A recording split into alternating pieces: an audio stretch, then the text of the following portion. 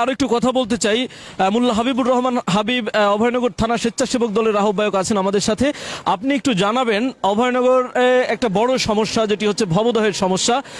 আগামীকাল প্রধানমন্ত্রী তারেক রহমান যেই প্রোগ্রামে আসছেন সেখানে ভবদহের এই জলাবদ্ধতার বিষয়ে আপনারা কোনো বিষয় তুলে ধরতে চান কিনা, বা এই ব্যাপারে প্রধানমন্ত্রী কোনো বিশেষ ঘোষণা দিবেন কিনা, আপনাদের এরকম কোনো তথ্য জানা আছে কিনা?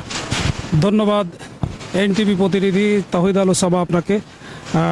আপনারা জানেন যে আগামীকাল গণপ্রজাতন্ত্রী বাংলাদেশ সরকারের মাননীয় প্রধানমন্ত্রী বিএনপির চেয়ারম্যান দেশপ্রেমিক জননেতা জনাব তারেক রহমান যশোরের সমাবেশে আসছেন এবং বিভিন্ন উন্নয়ন কর্মকাণ্ডের উদ্বোধন তিনি করবেন। এই উদ্বোধন অনুষ্ঠানের আমাদের যশোরের উন্নয়নের কারিগর সাবেক মন্ত্রী মরহুম জননেতা তরিকুল ইসলাম ছিলেন যশোরের উন্নয়নের কারিগর। তার সন্তান প্রতিমন্ত্রী জননেতা জনাব আলহাজ অনিন্দ ইসলাম অমিত ভাই, তিনি আমাদের এই যশোরের যাবতীয় সমস্যার ব্যাপারে তিনি অবগত। ইতিপূর্বে ভবদহ অঞ্চলের জনগণ এবং অভয়নগর থানা এবং পৌর বিএনপির নেতৃবৃন্দ এই ভবদহ জলবদ্ধতা সমস্যার সমাধানের বিষয়ে আমাদের মাননীয় প্রতিমন্ত্রী জননেতা জনাব আলহাজ অনিন্দ ইসলাম অমিত ভাইকে অবগত করেছেন। তিনি ইতিপূর্বেও এই ভবদহর জলবদ্ধতা সমস্যার সমাধানের বিষয়ে আমাদের মাননীয় প্রধানমন্ত্রীকে তিনি মৌখিকভাবে তিনি অবগত করেছেন। আমরা বিশ্বাস করি যে আমাদের প্রিয় নেতা আলহাজ অনিন্দ ইসলাম অমিত ভাই, আমাদের প্রিয় নেতা প্রধানমন্ত্রী জনাব তারেক রহমান ভবদহ সমস্যার সমাধানের ব্যাপারে অত্যন্ত ইতিবাচক এবং ইতিবাচকভাবে এই সমস্যার সমাধানের জন্য তিনি আন্তরিক ভূমিকা পালন করবেন। এবং আমাদের দলের নেতৃবৃন্দ, বিশেষ করে থানা এবং পৌর বিএনপির নেতৃবৃন্দ, তারা ইতিমধ্যে স্মারকলিপি প্রস্তুত করেছেন। তারা লিখিতভাবে আমাদের এই যে ভৈরব নদের নাব্যতা নষ্ট হয়ে গেছে, এই ভৈরব ব্রিজ করার কারণে ব্রিজ করতে যে আমাদের নদীর মাঝখানে যে পিলার দেওয়া হয়েছে, সেই পিলারের মাধ্যমে নদীর নাব্যতাকে নষ্ট হয়ে গিয়েছে এক প্রকার বলা যায়। এই কারণে এই নদীকে বাঁচানোর জন্য ব্যাপকভাবে যাতে এই নদী ড্রেজিংয়ের ব্যবস্থা করা হয়, সে ব্যাপারে আমাদের থানা পৌর বিএনপি নেতৃবৃন্দ আমাদের মাননীয় প্রধানমন্ত্রী এবং প্রতিমন্ত্রীকে বলবেন।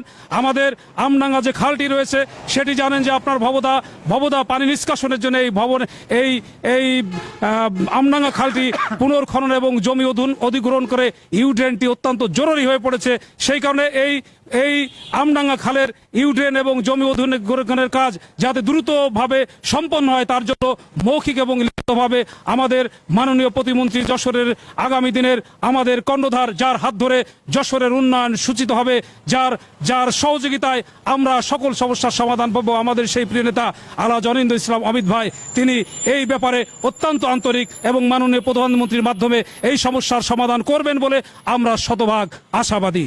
জি, অনেক ধন্যবাদ। দর্শক, আমরা এতক্ষণ ধরে শুনছিলাম যেমনটি বলছিলেন স্বেচ্ছাসেবক দল নেতা মোল্লা হাবিবুর রহমান হাবিব। মূলত আগামীকাল প্রধানমন্ত্রী তারেক রহমান যশোরে আগমনকে কেন্দ্র করে অভয়নগরের ভবদহ এলাকার মানুষ, তারপরে শিল্প বাণিজ্য ও বন্দরনগরী নওপাড়ার যে ভৈরব নদীটি রয়েছে সেটির ব্যাপারেও কিন্তু তারা আশায় বুক বেঁধেছেন যে আগামীকাল প্রধানমন্ত্রী হয়তো এই দুইটি বিশেষ গুরুত্বপূর্ণ বিষয়েও কথা বলবেন এবং এই যে নদী খননের যেই বিষয়টি রয়েছে, নাব্যতা সংকট রয়েছে, এই সংকটের সমাধানে তিনি প্রয়োজনীয় ব্যবস্থা গ্রহণের নির্দেশ দিবেন। পাশাপাশি ভবদহের যেই জলাবদ্ধতা রয়েছে, এই জলাবদ্ধতায় প্রতি বছর লাখ লাখ মানুষ বাস্তুহারা হয়ে পড়েন এবং এবছরও পানিতে তলিয়ে যাওয়ার সম্ভাবনা রয়েছে। সেক্ষেত্রে সেটির কাজও ত্বরান্বিত করার ক্ষেত্রে তিনি বিশেষ নির্দেশনা প্রদান করবেন, এমনটি প্রত্যাশা করছেন অভয়নগর তথা এই এলাকার মানুষ। তো দর্শক, এই ছিল আমাদের কাছে প্রধানমন্ত্রী তারেক রহমানের আগমন উপলক্ষে সর্বশেষ সংবাদ অভয়নগর থেকে।